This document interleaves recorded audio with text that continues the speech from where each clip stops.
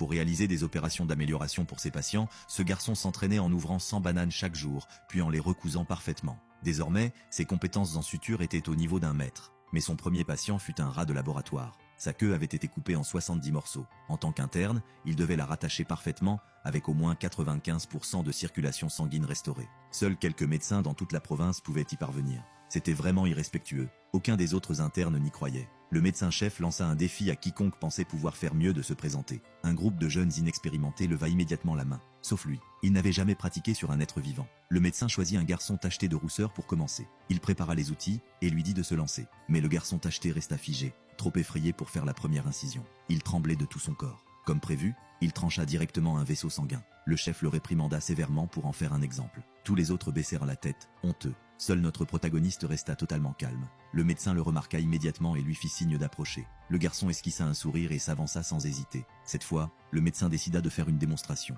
Il coupa la queue du rat en 70 morceaux et commença à enseigner. Mais le garçon n'écoutait même pas. Il était déjà en train de reconstituer la procédure dans sa tête. Juste une anastomose vasculaire. Suturer les vaisseaux, 6 à 8 points sur les extrémités minuscules, et le sang circulerait normalement. Le médecin termina sa démonstration et vit que le garçon était distrait. Il pensa que l'enfant était arrogant. Il lui tendit le scalpel et lui dit d'essayer. C'était une énorme opportunité devant un chirurgien de haut niveau. Ses incisions étaient nettes, ses mains stables. On voyait qu'il s'était entraîné. L'aiguille et le fil glissaient comme de la soie. Ses mains et ses pinces se mouvaient en parfaite synchronisation. Je n'ai jamais vu une telle vitesse, même pas mon ancien record. Il fit le nœud et le vaisseau ne bougea pas du tout. Bien mieux qu'à l'école. Regardez, Lingran a déjà terminé une anastomose. Déjà, même les microchirurgiens spécialisés ne vont pas aussi vite. Comment un interne peut-il faire ça? Il est plus rapide que le Dr Kang. Incroyable. Avant que quiconque puisse reprendre ses esprits, le garçon avait déjà terminé. Le médecin-chef se pencha, stupéfait, propre, précis, parfait. Il lui avait fallu des décennies pour atteindre ce niveau. Comment un interne pouvait-il y parvenir sans maître pour lui enseigner?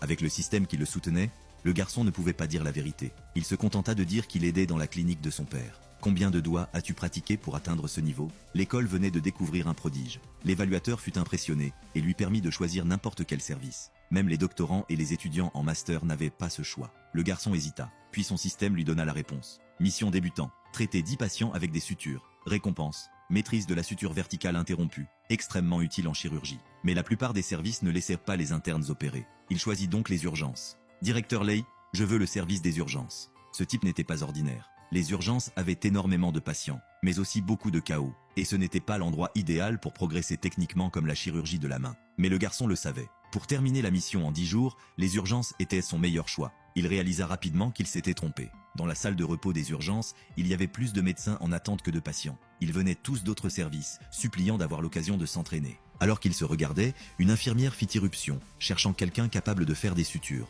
Tout le monde se précipita pour saisir l'occasion. Mais tandis que les autres avaient l'air désorganisés, le garçon restait calme et affûté. L'infirmière le choisit immédiatement. Dans la salle d'opération, le garçon ne put pas opérer tout de suite. Il nettoya la plaie tout en observant le médecin responsable. Après l'anesthésie, il se dit « Quand vais-je terminer ma mission ?» Et le Dr Zhu semblait facile à aborder. « Dr Zhu, puis-je faire les sutures ?»« Bien sûr, les jeunes de nos jours travaillent dur. Je vais t'aider. C'est une petite intervention.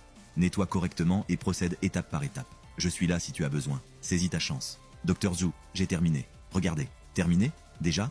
Ne te précipite pas au risque de gâcher le travail. » Il jeta un coup d'œil. « C'est parfait. Je n'ai jamais vu des sutures aussi propres de toute ma carrière aux urgences. J'ai entendu parler de réparation de l'aorte en 2 minutes, mais c'est encore plus rapide. » Le garçon retira son masque. Avant que le Dr Zhu ne puisse voir son visage, une infirmière tremblante entra en courant. Un type dangereux venait d'arriver. Il saignait abondamment. Le médecin responsable paniqua. Il craignait d'être attaqué lui aussi. Il se tourna alors vers l'interne. « Lingran, fais les sutures. » Le garçon naïf n'avait aucune idée du danger. Il attrapa simplement les instruments et se prépara à recoudre la plaie béante. Le chef du gang se retourna, vit un interne et entra dans une rage noire. « Si ce n'est pas parfait, aucun de vous ne sortira vivant d'ici. » Le garçon resta parfaitement calme. « Reste immobile, ne me dérange pas. » Le médecin responsable fixa la plaie à la tête et resta figé. « Pourquoi tu me regardes comme ça? Je déteste ça. Ta blessure est terminée. » « Terminée? Ça a pris 2 secondes. Tu plaisantes. » Pendant qu'il parlait, le garçon avait déjà suturé sa tête. La plaie était lisse, comme s'il ne s'était rien passé. Le chef n'en croyait pas ses yeux. Le garçon lui tendit un miroir. Le médecin responsable en resta bouche bée.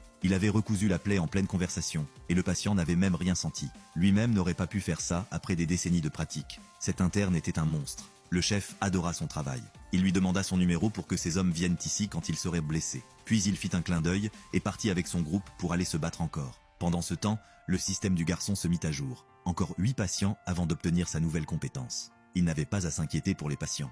Alors que les autres internes supplièrent les infirmières d'avoir des cas, le chef de gang amenait tous ses amis blessés. Celui-ci était plus compliqué. L'homme avait un tatouage et voulait qu'il soit préservé. Avant, c'était un cerf, mais un mauvais médecin l'avait abîmé, alors il l'avait transformé en licorne. Le garçon commença à suturer. Un autre interne était jaloux, mais recula immédiatement lorsque le gangster lui lança un regard menaçant. « Dr Ling, vous êtes une légende. On ne voit même pas que ça a été recousu. Mon cerf est de retour. Tais-toi.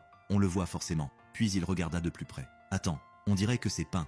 Dr Ling, où avez-vous appris ça ? C'était un cadeau de débutant. » Ils pensèrent qu'il plaisantait. Après cette suture, sa mission était à moitié accomplie. Il travailla jusqu'à la nuit, termina la mission et débloqua la suture verticale interrompue. Elle est principalement utilisée en urologie. Le garçon retourna à la clinique de son père. Son père n'attendait pas grand-chose de lui. Il voulait simplement qu'il obtienne son permis de médecin. Non pas pour qu'il reprenne la clinique, mais parce que leur médecin actuel, Xiong, ne cessait de demander des augmentations. Soudain, quelqu'un cria dehors. Un vieil homme se tenait là, la main enveloppée de gaz ensanglanté. Il avait essayé d'attraper un couteau qui tombait et s'était profondément entaillé la paume. Le docteur Xiong jeta un coup d'œil et soupira. Il ne pouvait pas réparer une blessure aussi grave. Le garçon enfila sa blouse.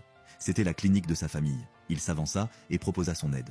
Le système apparut. Nouvelle mission. Sauver la main de cet homme. Récompense. Coffre de base. Le docteur Xiong savait qu'il n'était qu'un interne. Il ne voulait pas de son aide. Il appela une infirmière pour nettoyer et arrêter le saignement. Le garçon s'en moqua. Il vérifia les instruments, puis commença à se laver les mains et à se préparer. Le docteur Xiong leva les yeux au ciel.